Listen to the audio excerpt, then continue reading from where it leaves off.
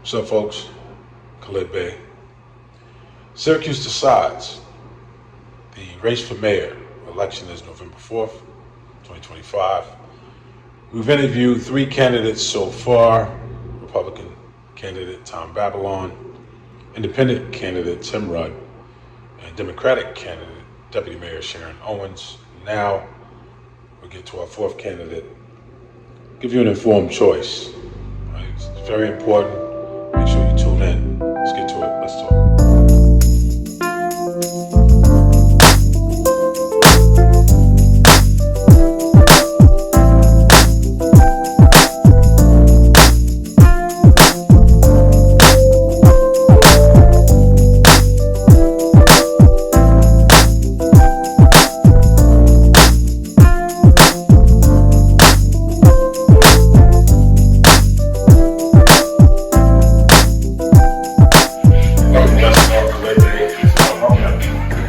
Today, we have a number of things to talk about.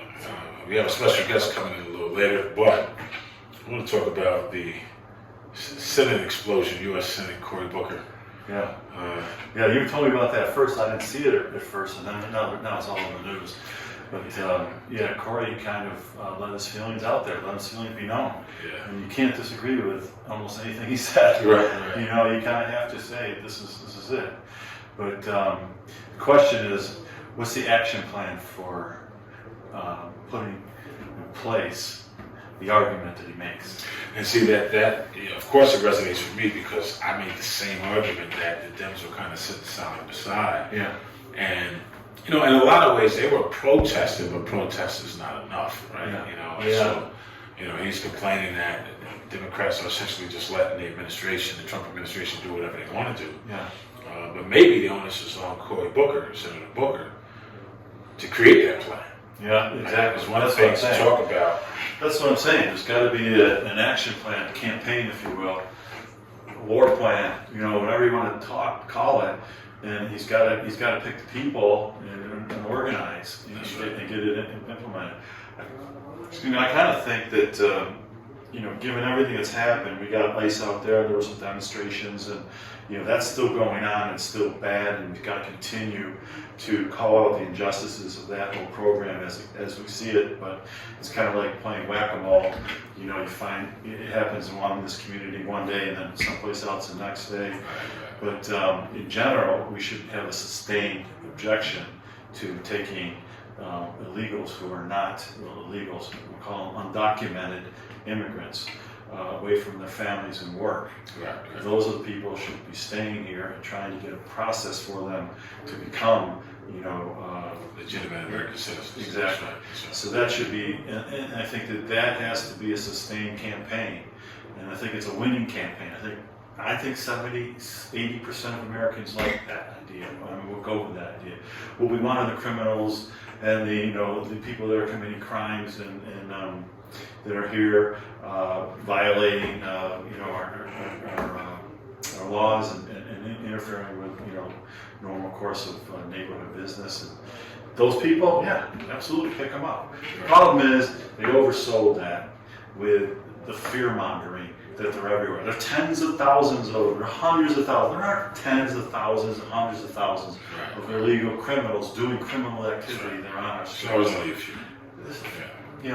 If there were, every community, just think about this as you're sitting in your home. Every community has a sheriff's department, has maybe a city police department.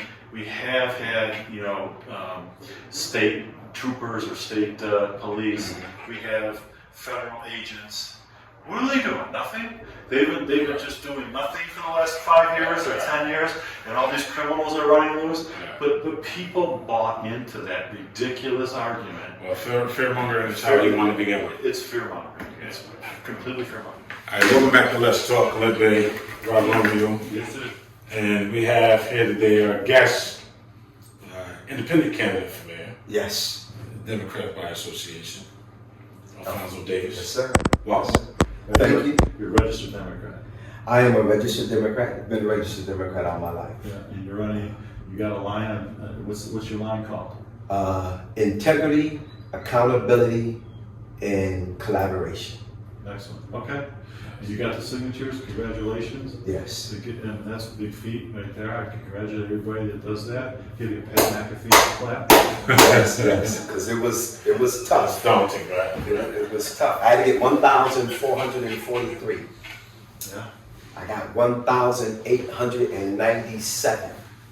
That's real work. It's Yes. real work, and you did it, and you're there. And you probably got challenged, and you got past the challenges. You're good. I got challenged on both. I got challenged. The reason I ran as an independent because I got challenged by Sharon's team for the Democratic line, which was fine. Yeah. I hold myself accountable, not my volunteers, because at the end of the day, I mean, you've done this work, you've both done this work. It's not what your volunteers do, it's what you do. Right. You know, so I don't hold them accountable for the mistakes they made. Yeah. It's my campaign. I'm accountable for what happens. That's good. Buck stops with you. Absolutely. So let's do this in the spirit of the same question we asked all the previous candidates. In fairness, you know, what do you see as the state of the city right now here in Syracuse? The state of the city in Syracuse is a failing state, perspective, and I'd say it's a daunting state. There is no true collaboration. There's no real integrity. From my perspective, for the past 7 years, people in the community, in every community, and I'm not just going to speak to certain segments of the community, but people in the city of Syracuse have been hoodwinked by Ben Walsh and Sharon Owens. He ran on this thing, rise above poverty. Well, poverty has increased. And people use the term, well, child poverty has increased. Well, children don't come here by osmosis. They have parents. So if the child is in poverty, that means that the mother and the father, or the mother or the father, whomever they are residing with, is in poverty. And so we can't play that shell game. Well, it's only happening with this particular people and not these people, because that's the shell game and that's the trick. So this city has not prospered in a way that it allowed the very least of them to elevate. Because I'm a firm believer, when you lift up the very least, everything else rises. Well, so not to push on the spot, but let me ask you, do you know the numbers of the poverty? I mean, I heard that poverty over the last 20 years in the city has come down a little bit, but tell me what you think the numbers are. How many people are living at the poverty line or below? People are living at the poverty line or below in the city of Syracuse. You're talking about with the percentage of people of a particular community. I understand, yeah. Of a particular community, and that is the mostly melanated people, some Caucasian people, but mostly melanated people. When I say melanated, I mean African Americans, Latinos, others, and then you have some Caucasian people on the west side and in the north side. And the percentage I last checked was you're talking about anywhere between 36%, if not higher.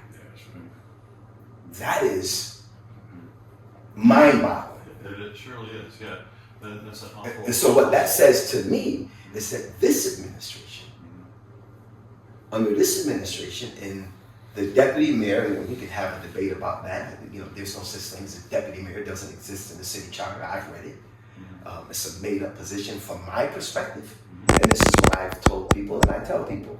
That was a pacifying position that was given to Sharon to make melanated people feel as though that something was done for your community. Right.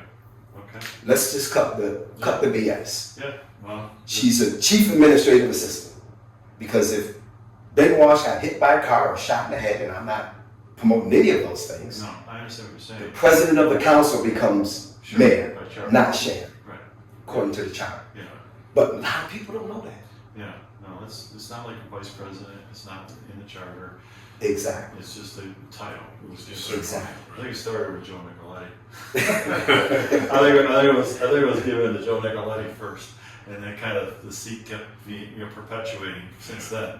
Good old Joe. Yeah, I thought it started with Stephanie Meyer, what's his name from the The fire fire department? department. Yeah, that started with him. No, Joe, Joe was before that. Joe was Roy Bernardi's deputy mayor. Really? Yeah, Joe ran against Roy Bernardi. I know, got the Yeah, brakes beat off him. I was a part of that. I was a part of that campaign. Well, you know we were. Yeah. You know, we worked that process. We ran in that campaign. You know, yeah. And Joe lost, but they became friends, and then he allowed him to be the deputy mayor. And his big claim to fame for that was to renovate Clinton Square as it is today. Now it's under renovation for a third or fourth time since then. But Clinton Square was put in. They made that ice rink and event center there, and that's what his claim to fame. Well, thank you for that, because I always thought it was, and I can see his face. I know he was the president of the Colton, he was a fire chief. Fire Former chief. fire chief. Yeah.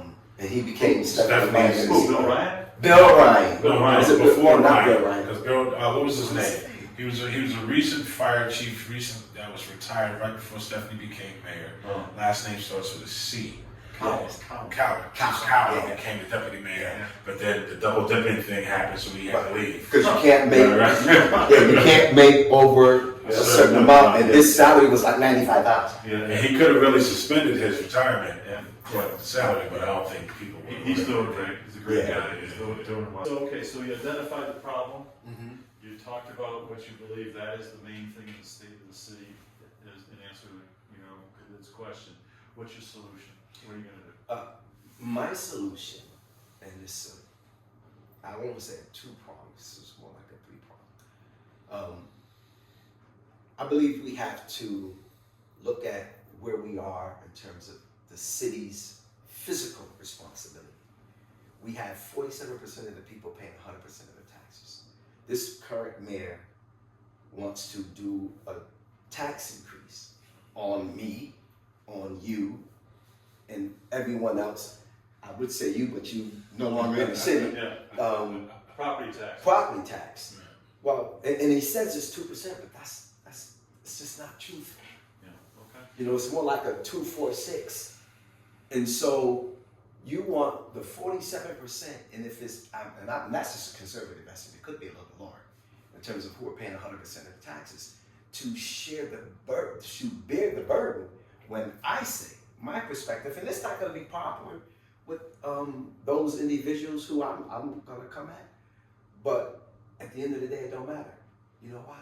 Because they don't live here, and you can't vote for me. So this is my proposal. I would like to impose a commuter tax on every employee that draws a check from the city. A base, $2,500. Depending on your salary, the minimum would be $1,000. That's per year.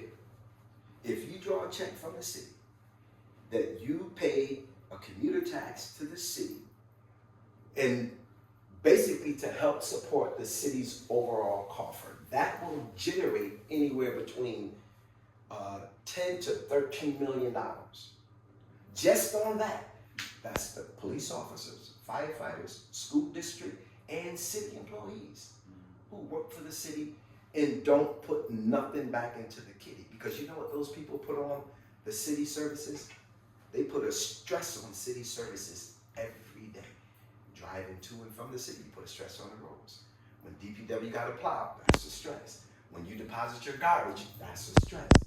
But yet you're constantly taking out the kitty, putting absolutely nothing back in. And then when they retire, most of them move to Florida, move to Miami, move somewhere warm, and then we send a check there. Well, to your point, it is interesting. Most people don't know 64,000 people come into the city every day to go to work, roughly, or more appropriately, 64% of the workforce comes to the city to go to work, and our population exceeds over 210,000 every day during the workday. Yeah. And people are unaware of that. Yes. But they're not working for the city. They're working for. They just come in. They just come into the city, and that's the hospital, the university. So would you tax all commuters or just city employees? Well, or just just drawing a city paycheck? Right now, I'm looking at just city people who's drawing a paycheck from the city, because you're getting something from the city, and the city is getting absolutely nothing from you. Well, that's debatable. They're working, and their work is something that they're giving to the city. what they're getting from the city is consideration for the work that they do. Understandably so. But at the same time, what are you putting back into the well that you're drawing from? Well, It's not property taxes. they're not. You're not spending your money here. So the city is losing. Yeah. It seems to me that you could, if you, on that theory, you could impose a commuter tax, and this was discussed years ago, and it should be maybe revisited and really understand it. But a commuter tax on anybody that's working in the city, you know, regardless if you work for the city or you work for some other entity. A lot of county employees don't live in the city. Absolutely. They come into the city every day. Absolutely. And I don't disagree. Pardon me? And I don't disagree with that. I don't disagree with I'm that. just saying. No, it's fair. Yeah. I agree in terms of legitimate consideration for a commuter tax, period. Yeah. Yes. Yeah, not in contrast to what he's saying, but Yeah, that's all I'm saying. I It should be studied. I mean, I don't I disagree hate with to say either the one word of these. study because that just sounds like putting things off. But I mean, it should be analyzed Yeah. and determined. You know, I'm sure it's not going to be popular. Yeah, like you said, absolutely. but Rob, I agree with you both 100%. Yeah. Because when I had this conversation with voters, Yeah. particularly in the Tip Hill area, I got a lot of my signatures in that area. Yeah. Believe it or not, a lot. And when they had asked the question, and I told them some of my vision, some of my plan, and I put that out there, they said the same thing. Well, what about the people that work for the hospital? They don't live in the city. What about people that work for the university? Yeah. And I said, that's not a bad idea. Well, you know, one thing that's true that is not often discussed for, I think, socio-political reasons is that it's the high-end earners who live outside the city. The ones who live in the city tend to be more service Yes. workers, Yes. particularly in as and stuff Yes. like that. They work in the kitchen, they work in janitorial, they work in, like, I've made that argument. Yes, years ago. absolutely. And those high-end people are the doctors, are the CEOs, Right. who can afford to pay that community tax. You gotta look into it. So when the people of the city of Syracuse choose me as their next mayor, because I believe that, people are not as gullible as they were 7 years ago when they chose Ben over Khalid, when they chose Ben over Juanita Perez. But what I find interesting, and this is what I share with my friend Tim Rudd, this is the first time the newspaper has said Syracuse was ready for a black mayor. First time ever. But they said that before I got on the ballot, when they thought that I wasn't going to be on the ballot. Yeah. When Khalid Bay, Syracuse wasn't ready. I think if you're talking about Syracuse Media Unit or whatever they're called, not Media Unit, the Advance or whatever they're called. Yeah. Something, I don't know what it is. It used to be, we just called it the paper. Right. I mean, I think that they are very, very, very closely associated with Ben Walsh. Oh, absolutely. And Because the owner of the paper went to see Bay with his daddy. I think they love each other, and that's fine. That's the way life is. So, But because of that, now they love Sharon, and so she's black, and that's where we're at. and so we have to, but even though that's where we are, we have to be honest about it. Yeah. And see, I'm a person that I believe that the integrity of things and the legitimacy of it and being forthcoming is important. Because we just can't say it like it happens in a vacuum. Yeah. Because you've been in this political game for a long time. Well, I've been in this political game for a long time. He's been in this political game for a long time. We understand the political climate and the things that people put out there to try to create a narrative that's not necessarily the true piece of that. And when the paper did that, I know what they were doing. Yeah. But then when I got on the ballot, when I was solidified, the story never ran again. Okay. What can you make of that? So that kind of gets your approach is to raise taxes in a certain way to combat, which is a very admirable thing to look at the poverty level of the community, raise people out of poverty by lowering other taxes or by providing better city services because you raise more money, you generate more money. How else do you feel about public safety, public education, working with the school district, working with the DPW department. You know, how do you feel about those? I think those are kind of the main drivers of city government. Absolutely. You know, although the school district is a little bit independent, Mhm. still, you know, we raise taxes for Mhm. our school district, and our schools are really anchors of the city, of the community. Absolutely. I am a product of the Syracuse City School District, but let's start with public safety first. You know, public safety, and I've said this when I ran the first time in 2008. We cannot afford to continue to do drive-by policing. That's what Syracuse has been reduced to over the years.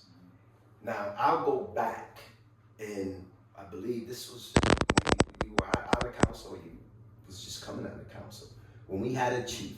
Now, he wasn't the most popular chief, you know, because in my opinion, he had a lot of tendencies that one would think that he was racist. And I was sorry, his practices.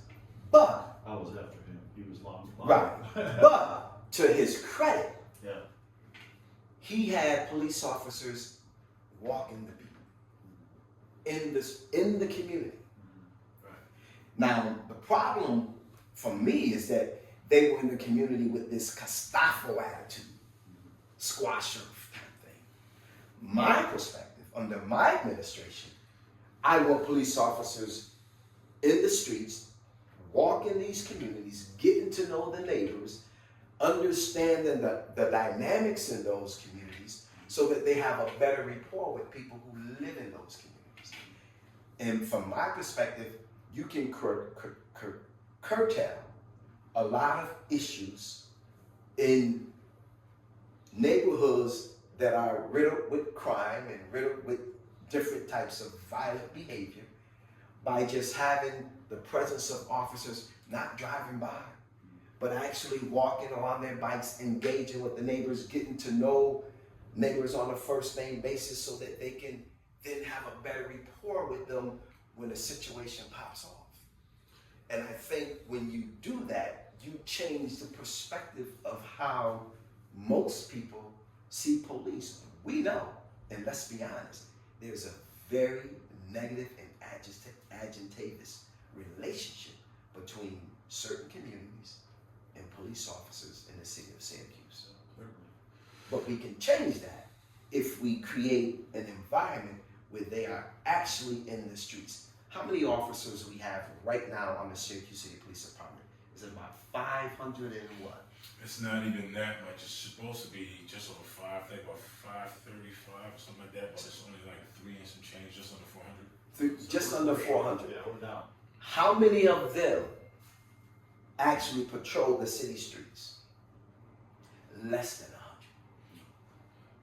Yeah, well, a given shift On all 3 shifts. only has 23 people. Yeah, but if you say on all 3 shifts, less than 100. So what are the rest of them doing? Do everybody got an office job? Is everybody a chief? Yeah, Is everybody a captain? they're in their cars patrolling. Yeah. So we have to be practical about how we, and that's one of my top things about one of my things on my prom card, how we deal with community policing and public safety. Yeah. We have to be practical and we have to be honest. What And then else, the other Khalid? piece is recruiting. That's a great picture, man. You know, thank you. My daughter did that, believe it or not. My daughter's a photographer. Janor Photography. Shameless plug. Shameless plug. Hey, you look like you're running for a judge. Yeah. You already have a judge. But you know, so that's my piece on public safety. Now you said education, and I've said this, and I will continue to say this. He knows it, and you know this. When we had Central Tech Vocational School, I went there. I took cosmetology and auto mechanics. Now, why did I take cosmetology? It was selfish and personal because I said you can meet the girls in cosmetology. So I'm thinking. There's thinking. There's some high level. You know what I mean? I'm like, you That's some high level you teenage. can meet the girls in cosmetology. And when the teacher realized that I was Can I write that down? I'm gonna get that. Remember, girls and when she realized that I was there for all the wrong reasons, she literally told me, and I can't remember her name, but she was such a great teacher at Central Tech. She said, Alfonso, this is not what you want to do. Yeah. You know, go somewhere else. So basically, she put me out of the classroom because I spent more time talking to the girls than I did trying to learn how to do I perms. said, why not? But that's why I was there. But I said that to say that I wind up finishing in nursing. Miss Beck was my instructor. And I got my certificate as a nurse's aide, and she begged me to become a nurse. She said because of my ability to communicate with people, how I cared about patients, and had I saw the future, that would have been a good track for me. Sure. But, you know, I'm like, you know, men aren't nurses. You know, because, you know. You can meet a lot of women. I wasn't thinking that way. I wasn't thinking that way. But I wish, hindsight 2020, I wish I had became a registered nurse after I got my certificate as a nurse's aide. But I said that to say this. We had a comprehensive vocational program. You could learn auto mechanics, carpentry, electrician, plumbing, cosmetology, nursing, shop vac, HVAC, construction. Where is that going? Most of those people, most of those careers as I just named, they're retired. They're at the ages of 75 and older. They're retiring. Who are we replacing them with? We need a workforce. We need a workforce. We need a skilled, trained workforce. Absolutely. And don't get me wrong, I am not saying that college is not a good option. Everybody's not going. But everybody is not college material. No, Everybody is not college bound. I'll tell you what, the trades are making a lot of money. They make way more money. Way more money. And nobody wants all the debt in a lot of respects. Exactly, because you graduate from college. So you got to talk with the superintendent. You got to put that back in place, and let's make that happen. And as mayor, I planned on sitting down with the superintendent first to have a earnest conversation about how we can revamp the vocational program and get it back vibrant again. Because this is the other thing that most people don't know. When we had Central Tech, City of Syracuse used to bus in people from East Syracuse, Manoa, DeWitt, and Fayetteville Manors. They came to Central Tech for free. When Central Tech faded out, and then they got BOCES, they was charging the school district to send people out there. That's our common government. Well, the unfortunate thing is, unfortunate or fortunate, they're about to do the same thing with the STEAM school. They're coming for free. Yeah. Right. We don't have much more time. Why don't we give Alfonso a chance to say, what do you want the voters to know most about you, your campaign, and why they should vote for you? That's a good one.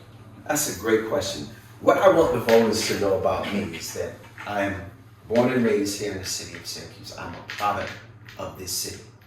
Went to elementary school, high school, went to college here.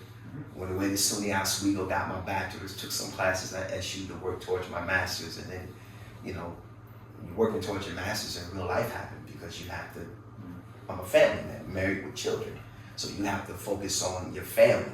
Because for me, my family comes first. My daughters and my wife, my family comes first.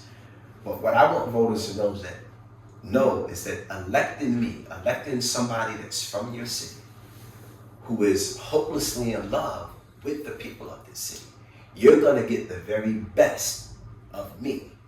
And you're gonna get honesty, integrity, and collaboration, because I feel that you have to be honest from day one, and we know that we haven't gotten that from this current administration.